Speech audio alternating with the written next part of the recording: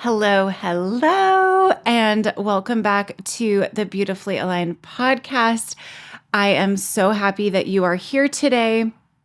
It has been a hot minute since I have recorded an episode. I did release one last week that was previously recorded, but I got sick and I'm going on week 2 now. It's been well over 2 weeks that I've been sick. And I didn't want to do that to you to listen to me sniffling. I wasn't feeling my best, so I took a couple of weeks off. So that is that. But I am back and I am so energized to chat with you today.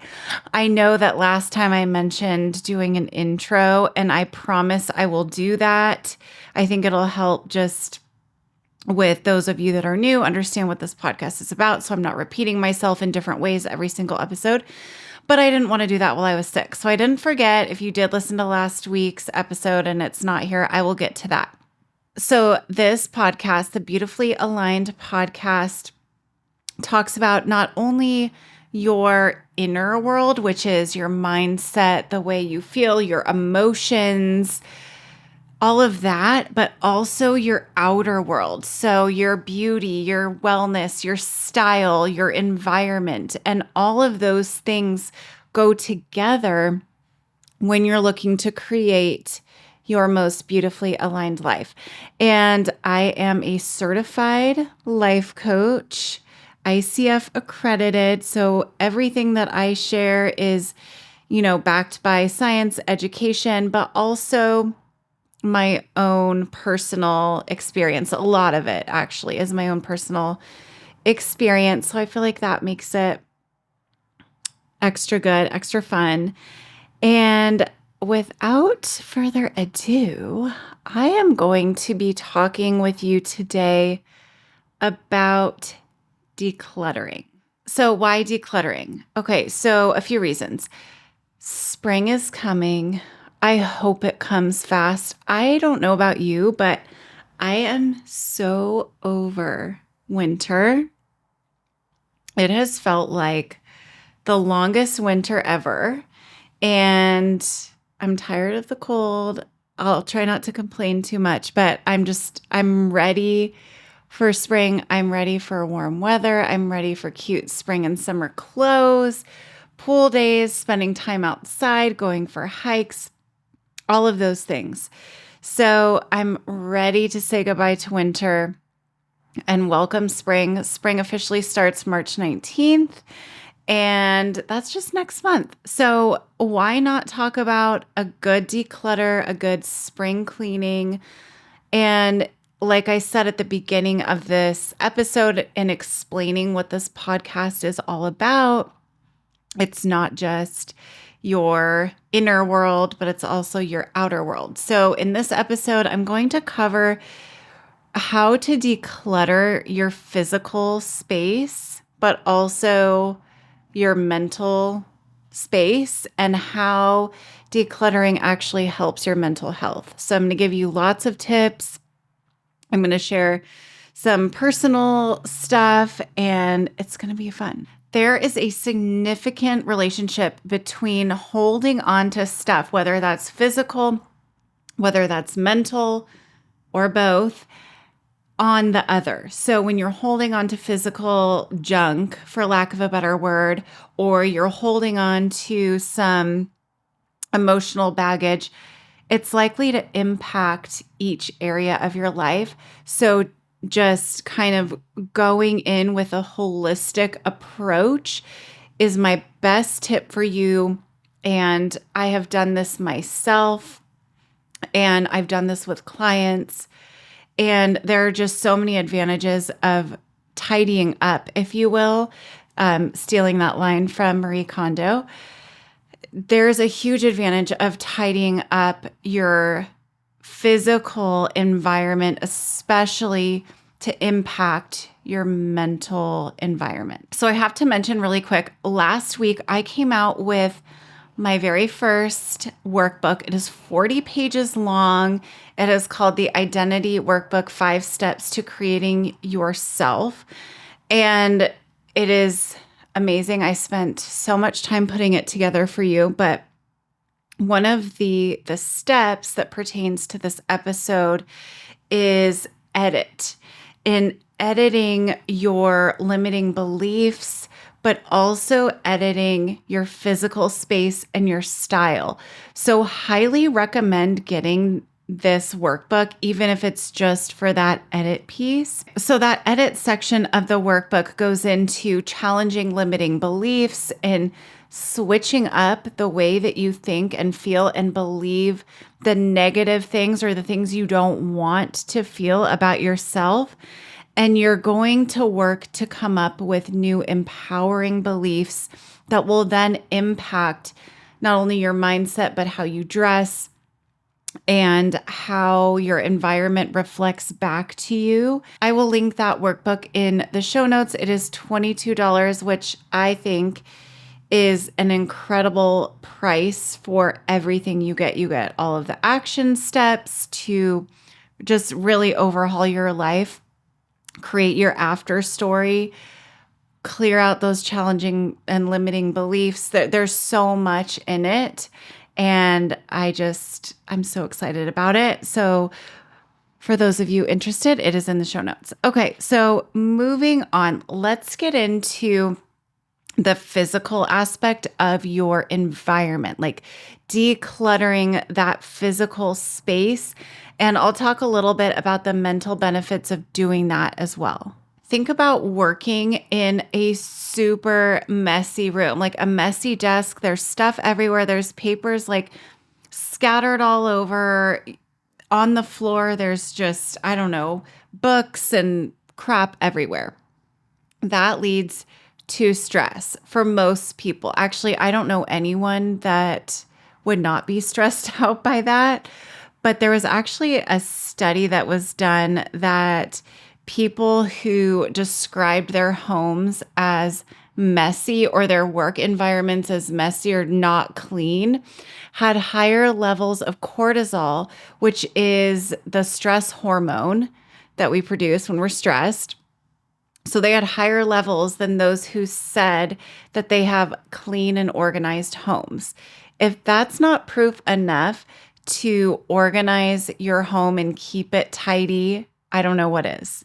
That study reminds me of Feng Shui, which is a philosophy that involves rearranging objects to create balances between you and your environment and thus creating harmony. And there's this thought that there is an energy flow to how your physical surroundings are kind of organized and positioned.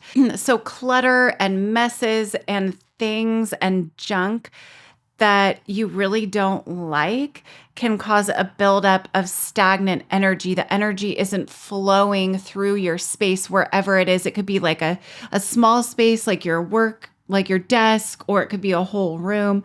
But any sort of clutter, any object, furniture, whatever it is that is something you don't like, or you're hanging on to it because you're like, what if I need this at such and such time or whatever, there's kind of a negative connotation to it, or you don't like the way it looks, it creates a block, like an actual energy block, which is kind of the whole idea of Feng Shui. And conversely, a clear space allows energy to circulate freely. Just think like good vibes. It stimulates creativity, clarity, and really invites abundance into your life, which is what we all want to have. Right. Am I right or am I right? So all of that to say that it is absolutely crucial to take a really hard look and edit your environment from a macro level to a micro level. What do I mean by that? So macro is like where you live, like the location in which you live, the city, state. Are you happy with it? And yeah, maybe it's really hard to think about moving if you hate where you live, if it doesn't energize you, if the people around you aren't your cup of tea, whatever it is, changing your environment makes such a big impact on your mental space. So macro is where you live. And personally, I've shared this in a couple episodes now. My husband and I moved to Arizona from California. We just were not liking the vibe of California for so many reasons. And now we are in Arizona, and my mental space has done a 180. It is so different in the best way possible. We love it. We both love it so much. So that made such a huge impact on my mental space. I was able to be more creative. I was able to have more clarity. It's where I came to know really who I am and make that choice to become a life coach. So many positive changes in such a short amount of time, which is what I help women do for themselves. So thinking about your macro, like where do you live? And then whittling it down to your home, your environment, everything around you, like I said, is a choice. So the furniture, do you like looking at it? Is it functional? Is it appealing? Or is it not? Down to your junk drawer. So we hold on to things like, oh, I might need this someday. And then the junk drawer, we all have a junk drawer. But it accumulates and we hold on to this stuff, which then becomes energy. And if we obsess over our belongings, they start to gain power over us by causing worry. And then we want more and better. And so when you get rid of stuff that you no longer use, you actually teach your brain not to become attached to things or associate them with who you are. I'm in America, in the United States. I know many other countries are like this, but kind of consumer-driven countries, we kind of associate with what we have physically, our material possessions, with who we are. So really taking a close, deep look, and it might sound silly thinking about that for your junk drawer, but just trust me that when you clear it out, you will feel so much clearer mentally. Let's get into mental clutter. So a cluttered mind is not something any of us want. I'm sure if you've had a cluttered mind, you are agitated, you are annoyed, you do not have clarity, you are not focused. Your mind is like everywhere, ping-ponging to different thoughts, beliefs, feelings. It really, really impacts who we are and how we interact with the world. I've also personally found that when I have a cluttered mind, I go from the past, like thinking about past stuff, to future. And in both instances, it's never pretty. It's not positive. It's like ping-ponging back and forth to past to future in like an anxiety mindset versus having clarity, being peaceful, and not cluttered. So that's partially because you're not living in the present moment. And in the present moment is the only place that you have power. We don't have power over the past. We do have power over the future by our habits, and I'll get into that. But living in the present moment rather than ping-ponging back and forth is not at all helpful. Let's talk strategies for decluttering the mind. I have several to give you, and I really hope that they help. These will free up your mental space for much more important things, for more clarity, for more peace, for more understanding, all of the good things. Okay, so number one is to journal. There are so many ways to journal. There are journals that have prompts for you. There are different like niche journals for different things. And you can also just free journal, like sit down and just start writing, which I have done in the past. I haven't done that lately. Maybe I should do that. But it's where you literally open up a blank page and you just start writing. There's no pressure. You just start writing whatever comes to you. And it is amazing what you can get out and unpack and reveal and work through by doing this. I will also once again recommend the workbook that I mentioned to you because I think there's over 35 different journal prompts and they go in order and there's instructions for everything. But if you are looking to enhance your identity, create your identity in any area of your life, and I give you so many different areas to work on in the workbook, that is a great tool if you are looking for that. So journaling is huge. It's amazing for moving past any unpleasant experiences, thoughts, feelings, beliefs. This next one is freaking hard. It's hard for me. I don't know if it's hard for you, but it is giving up multitasking. I am a multitasking queen. I will clean whatever, like clean the house while I listen to a podcast. I will like talk on the phone to someone while I'm cleaning. I will try and play with my daughter why does my mind go to cleaning? Maybe because we're talking about decluttering.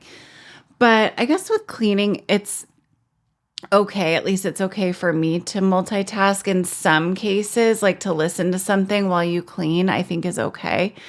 But multitasking, like say you're working on something and then you're going back and forth between another project, or you get up to do laundry and then you go have lunch and then you come back to work all within like 10 minutes. That's kind of what I mean by multitasking. And I have a problem with this and I am really trying to stop. So the human mind is not built for multitasking, believe it or not. There are studies around this. I will not bore you with them, but it is not built for multitasking. So focusing on one thought, whether you're working through your thoughts, like, okay, an example that I just thought of is if you're journaling and listening to music, that probably is not the most helpful, especially if the music has words in it, because it's hard to process the words you're listening to and the words that you're writing down. So that's what I mean too by multitasking. So focusing on one thought at a time or task at a time instead of, like I said, constantly just jumping from one to another is going to significantly improve your mental clutter, especially when you're focusing on your mental space and say journaling or reading a book or working on this workbook or talking about your feelings and emotions with a coach, a therapist, a friend. You don't want your phone to be lighting up next to you and, you're scrolling the internet. You know what I mean? So multitasking, that is one I am still trying to master. But when I do, I feel so much better. I feel so much more productive. I feel so much more positive. Like I'm in such a more positive mindset when I do not multitask. Next up is editing the information that you are taking in. What do I mean by this? I mean reading the news, social media, TV. Those are all wonderful things, but they can all clutter your mind if you are not intentional about consuming in all of these areas, social media, TV, news. So there are a few ways to do this. I like to say information diet. I love that term. So thinking about on social media, for example, who do you follow? Are there people you follow that you need to edit out? Or do you need to unfollow? Do you need to mute? Do you need to archive posts? What do you need to do so that you are not falling down a negative rabbit hole or looking at things that really you don't want to be looking at? So that's what I mean by social media. And limiting your time really too. So whether it's setting a timer, I know there's something on your phone. I am honestly too scared to do it myself, but I know there's like a tracker where you can see how much time you are spending on your phone. So same thing goes for TV and news. So really limiting the time and curating what it is that you are consuming to how you want to feel, how you want to think, how you want to be. So for me personally, I really never seek out the news. I will look at things here and there, but it is like 0.005% of my day, if that. Sometimes I don't even know what's going on. So maybe that's a good thing, maybe it's bad, but the news for me is a mind fuck a lot of the time, and it adds to my mental clutter, and I don't like to consume it. Same goes for TV for me. There are very intentional times when I will watch something. If it's a show that I want to watch, it will not have commercials. I don't know the last time I saw a commercial. So the information diet is so, so huge to really be careful, mindful, protective of your energy and your mental clutter. Next up is establishing routines. And the more specific that you can get with your routines, the better. So what do I mean by this? I mean like planning out what you are going to eat for breakfast, what you're going to wear, how you're going to prepare your lunch, your dinner, like your meals for the day, what you're going to wear, what makeup you're going to put on, what time you're going to do your workout, and actually following through with those things saves so much mental space rather than going into the day like doing tasks that maybe don't need to be done or thinking up things and starting to multitask. You know what I mean if you're anything like me. So it really establishing a routine and creating habits and patterns for yourself is so key to making this positive change when you are looking to decrease mental clutter. And I could do so many episodes on habits and patterns. It is probably the number one tool that I work with my clients on in coaching is breaking bad habits or unwanted habits and patterns and replacing them with new and actually having them stick. There is some statistic about New Year's resolutions and like the percentage of people that keep their resolution and follow through and stay persistent and consistent with their actions and their habits and patterns. And it is really low, like through the whole year. It is very, very low. And I do see that myself with my clients. So establishing routines is huge. If you want to work on that, I am accepting a couple of clients. I have 2 spaces right now. So if that's something that you want to work on, let me know, because that is so much easier said than done. We can say, you know, I'm creating these new habits and this is my goal and here's how I'm going to achieve it. But it's difficult to stick with those habits. So establishing routines is huge for your mental clutter. Lastly, and certainly not least, is meditation. So meditation teaches you to focus on the present. I talked earlier about when we have mental clutter, a lot of the time we ping pong back and forth from past to future, but meditation keeps you in the present, which is what keeps you calm, clear, anti-anxiety, just so focused. And by focusing on something, whether it's a guided meditation or focusing on your breathing, there are so many amazing breathing meditations. It gives your mind a rest from anything chaotic. Your mind is not going to be ping-ponging when you are properly meditating, which is staying focused on the meditation. And I've recommended them before, and I'm going to do it again. If you are looking for free guided meditations. Insight Timer is so good. There are hundreds, if not thousands, of meditations for all different sorts of things. There's like meditations for abundance, for money, for clutter, for your environment, for falling asleep. Like there's so many different meditations and it's so good and it's free, which is one of the best parts. So those are all of my tips on clearing that mental clutter, clearing the environmental clutter. And everything I've talked about really is a form of self-care. It is so important. It is so helpful when you are looking to live your most beautifully aligned life, to discard unwanted objects, furniture. Maybe it's people, social media, people that you follow, TV shows, the news. So when you clear that out, you are clearing space and positive energy flow to welcome in the new, to welcome in the positive. So I like to think about like deep breath in and then out, and think about literally like the physical aspect of out with the old and in with the new. And when we do this, our intuition is so much brighter. It's so much clearer. It can guide us. We're so much more creative.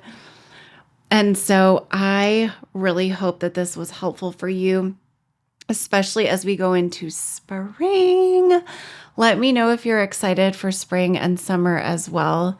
I'm curious to know how you're feeling about this winter. You can send me a DM on Instagram. I will leave my Instagram account in the show notes so you can follow me there. We have fun over there.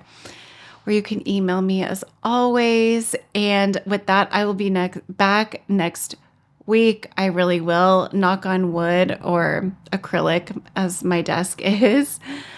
I won't get sick again. And I'll be back. So I hope that you have a fabulous rest of your week. And I will chat with you soon. Bye.